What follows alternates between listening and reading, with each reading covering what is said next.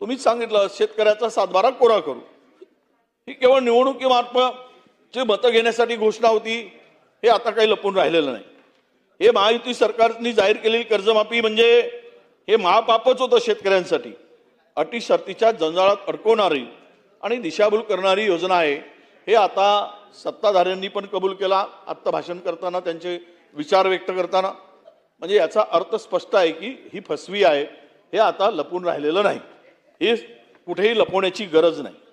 19 मध्ये कर्जमाफीचा लाभ घेणाऱ्या शेतकऱ्यांना पुन्हा नैसर्गिक संकट किती आले? तो 19 पासून 5 वेळा नैसर्गिक संकट आली. 19ची कर्जमाफी झाल्यानंतर तुम्ही आता त्यांना वगळताय. अनेक वेळा दुष्काळ आला, गारपीट झाली, अतिवृष्टी झाली, वादळ आले, अशा अनेक संकटातून शेतकरी जात असताना तुम्ही 12,71,000 शेतकऱ्यांना 2 लाखाच्या पर्यंतची कर्जमाफी तुम्ही वगळली आणि फक्त 50,000 रुपयाची मर्यादा घालण्यात आली. त्यातही थकीत रक्कम आधी स्वतः भरल्याशिवाय याचा लाभ होणार नाही, हा करंटेपणा सरकारने या ठिकाणी केला. दादा, म्हणजे 19 मध्ये लाभ असणाऱ्यांना उर्वरित पैसे भरा, हे मी तुमच्या अटीमध्येच आहे. मी काही खोटं बोलून मी काही सभागृहामध्ये चुकीचं काही मांडतो असं नव्हे. तुमची नियत नाही तर कशाला करताय, बोमा मारताय, कशाला दिशाभूल करून शेतकऱ्याचा बळी घेताय? हे अशी घालण्याची गरज होती? हे तुम्ही भरल्याशिवाय हे 50,000 रुपये मिळणार नाही. 19 नंतरच्या 7ही खरीप हंगामामध्ये जी परिस्थिती होती, पूर, दुष्काळग्रस्त परिस्थिती, अतिवृष्टी, खूप नुकसान झालं शेतकऱ्यांचं. सलग 7 वर्ष नैसर्गिक आपत्तीचा सामना शेतकऱ्याला करावा लागला. अध्यक्ष, सुमारे 23.63 लाख नियमित कर्ज फेडणाऱ्या शेतकऱ्यांना आता फक्त 50,000 रुपये मिळणार. म्हणजे जवळपास 24 लाख शेतकऱ्यांना तुम्ही 50,000 रुपयाचं प्रोत्साहन देणार, तेही उर्वरित रक्कम भरल्यानंतर. त्याच्यात नाहीतर देणार नाही. यापूर्वी एकदा कर्जफेड केली तरी लाभ मिळत होता, हे आपण लक्षात घेतलं पाहिजे. थोडी जनाची नाही तरी मनाची आपण काळजी करा. मनाची, हृदयावर हात ठेवू, विचार करा गांभीर्याने की जर या कर्जमाफीचा फायदा तुम्हाला द्यायचा होता तर ही एकदा कर्जमाफी केली तरी लाभ मिळत होता. आता मात्र 4 वेळा कर्जफेड केल्याशिवाय लाभ मिळणार नाही, अशी कठोर अट यामध्ये घातण्यात आली. प्रामाणिकपणे कर्जफेड करणाऱ्यांना शिक्षा आणि थकबाकीदारांना अर्धवट दिलासा, हे काय धोरण आहे? याला धोरण म्हणायचं आपण? साखर कारखान्यातील हंगामी कामगार, बाजार समिती कर्मचारी, सहकारी सूत गिरण्या, नागरी सहकारी बँक, जिल्हा बँक, दूध संघामधील हजारो कर्मचाऱ्यांना यापासून वंचित ठेवण्यात आलं. हे तर केलंच, आता त्याचा दोष आहे काय? हंगामी कामगार त्यातून वगळले. अरे कमाल आहे. त्या ऊस कारखान्यात, साखर कारखान्यात हंगामी कामगार कर्जमाफीतून वगळणं योग्य आहे? काय त्याला मिळतं? तो कशाला कामगार म्हणून जातो? अध्यक्ष महोदय, हा व्यक्ती, हा मजूर पोटाची खडगी भरत नाही, शेतात पिकत नाही, शेतीच्या भरोशावर जगता येत नाही, म्हणून तो कामावर जातो. हे तरी साधं गणित आहे. हे साधी अक्कल जर नसेल आणि ह्याच्या अटीमध्ये घालताय तुम्ही बाजार समितीचा कर्मचारी, सहकारी सूतगिरण्या, बँकांचे आणि दुग्धविकासाचे हजारो कर्मचारी, आणि यात हे सगळ्यांना यातून वगळलं. महिनोमहिने पगार न मिळणाऱ्या कामगारांनाही तुमचा पगार खरं आहे काय? यातून किती लोकांना महिनोमहिने पगार मिळत नाही? थकीत आहे, वर्ष मिळत नाही. कधी कधी पोटाची खळगी भरायसाठी रात्रंदिवस भटकावं लागतं यांना. त्यात लोकप्रतिनिधीचं समजू शकतो, त्यातून वगळले. पण त्यातला SC असेल, आरक्षणाचा लाभ घेणारा लोकप्रतिनिधी, ST असेल, दलित असेल, आदिवासी असेल, त्यांनाही वगळलं. तो आरक्षणातून लोकप्रतिनिधी पंचायत समितीचा सदस्य झाला, ग्रामपंचायत सरपंच झाला, जिल्हा परिषद सदस्य झाला, त्याला वगळण्याची काय गरज होती? ही कर्जमाफी तुमची, याला कर्जमाफी म्हणायची? अरे सामान्य माणसाचं हित, गरीब माणूस त्या ठिकाणी तुमच्या या कर्जमाफीतून सुटत असेल तर आकडेवारीचा हा सरकारचा दावा निश्चितपणे खोटा आहे.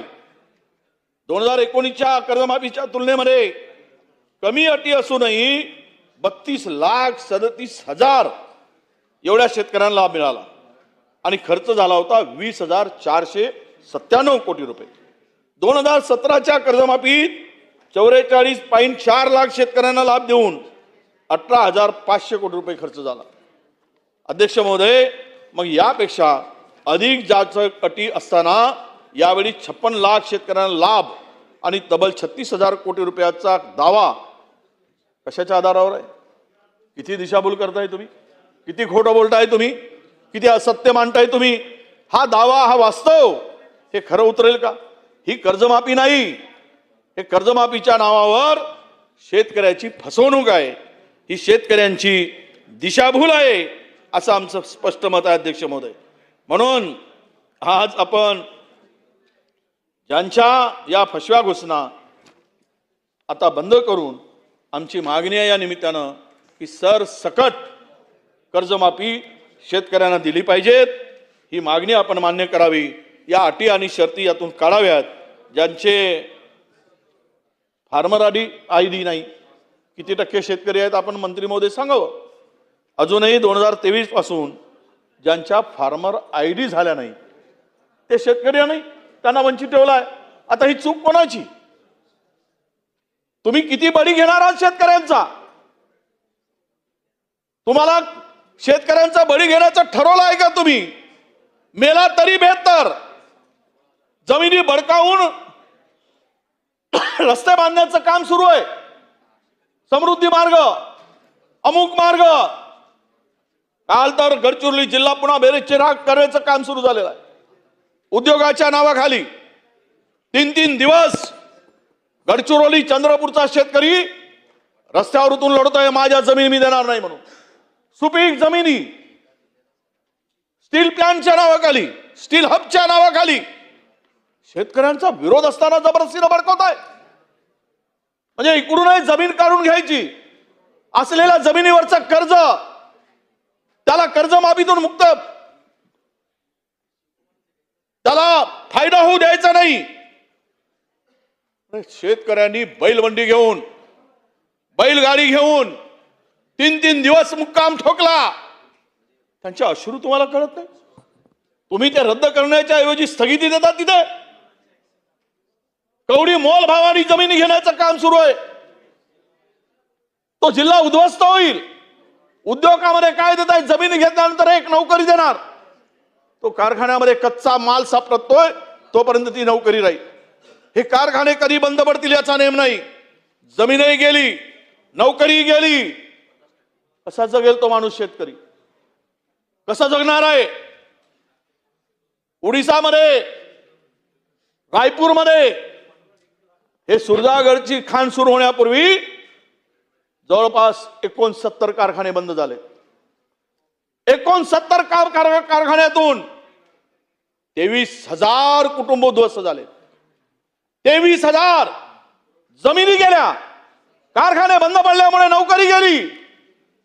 आज त्यांना तुम्ही भिकारी करून सोडलात. भिकारी तिथे ती अवस्था उद्या येणार नाही का इथे? कारण मर्यादा असतात. जे काही डिपॉझिट आहे आयर्न ओव्हरचं, त्याच्या भरोशावर उद्या 5-25 कारखाने उभे होतील. तर डिपॉझिट संपला 25 वर्षांनी. उद्या ते कारखाने बंद पडतील, नोकऱ्या जातील, शेती गेली. मारायला निघालात तुम्ही उद्योगाच्या नावाने. गरीबाला संपवायला निघालात, शेतकऱ्याला उद्ध्वस्त करायला निघालात. म्हणून आमची विनंती आहे अध्यक्ष महोदय, त्यावर गांभीर्यानं विचार करा. सरकारने गांभीर्यानं विचार केला पाहिजे. नाही म्हणताना जबरदस्तीनं नोटिसा काढून विरोध केल्यानंतर सुद्धा या पद्धतीनं जर हे होत असेल तर मला वाटतं नक्कीच उद्याचा दिवस शेतकऱ्यांना जगण्याचा अधिकार हिरावण्याचा दिवस येईल अध्यक्ष महोदय. म्हणून माझी विनंती आहे, आपण कांद्याचा विषय घेऊन उपमुख्यमंत्री, मुख्यमंत्री महोदय महाराष्ट्राच्या कांद्याच्या उत्पन्नासाठी दिल्ली दरबारी गेले. काय झालं त्यांचं? फार गाजावाजा झाला. आता प्रश्न सुटला कांद्याचा. कांदा विषय संपला. कांद्याला न्याय मिळणार शेतकऱ्यांना. 2 लाखची परवानगी फक्त, त्यातून खरेदी किती झाली? 67,000 टन. 2 लाखातून 67,000 टन कांदा आतापर्यंत खरेदी केला गेला. मर्यादा 2 लाखाची आहे. महाराष्ट्रात कांदा हा 10 लाख टन उत्पन्न होतो. आणि मग बाकीच्या शेतकऱ्यांनी कांदा टाकायचं कुठे? त्याचं काही नियोजन सरकार म्हणून करणार आहेत की नाही? आज जे भाव पडलेत, आखाती देशामध्ये सर्वात मोठी मागणी होती. ठीक आहे, युद्धामुळे घटली असेल, पण कांदा उत्पादक शेतकऱ्यांच्या पाठीमागे खंबीरपणे जबाबदारीने उभं राहण्याची जबाबदारी सरकारचे अध्यक्ष महोदय, पण ती होताना दिसत नाही. आणि आज या कांदा उत्पादक महाराष्ट्रातला शेतकरी रडत आहे. तो केवळ मतदार नाही, तर राज्याच्या अर्थव्यवस्थेचा कणा सुद्धा आहे. हे सुद्धा आपण लक्षात घेतलं पाहिजे. हा शेतकरी तुमचा जीडीपी वाढतो कशाच्या भरोशावर? ज्या 2-3 गोष्टी आहेत, ठीक आहे, इंडस्ट्री असेल, पण ऍग्रिकल्चर ग्रोथ असल्याशिवाय जीडीपी राहू शकत नाही, वाढू शकत नाही. पण त्यामध्ये सुद्धा आज शेतकऱ्याला नागवण्याचं काम सुरू झालंय. नाफेड आणि एनसीसीएफ कडून थेट बाजार समित्यामध्ये कांदा खरेदी होत नसल्याने खुल्या बाजारामध्ये कमी दराने कांदा शेतकरी विकतोय.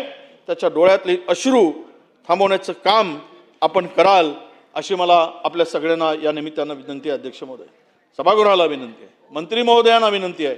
अध्यक्ष म्हणून तुम्ही त्या ठिकाणी बसला आहात, तिथे सुद्धा आमची विनंती आहे की आपण शेतकऱ्याला वाचवण्यासाठी आता कर्जमुक्ती सरसकट बिना अटीनं बिना शर्तीनं होऊ देत.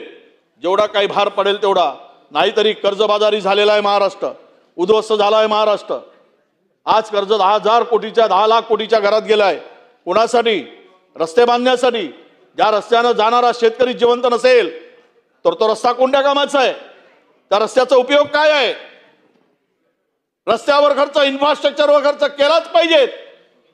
पण शेतकऱ्याला नाकारून, त्याचा हक्क नाकारून, त्याचा अधिकार नाकारून, त्याला मारण्यासाठी, त्याला जिवंत गाळण्यासाठी जर तिजोरी साफ होत असेल तर तिजोरी साफ होते तेवढ्याच तुम्ही ताकदीनं तुम्ही सुद्धा उद्या साफ होऊन जाल.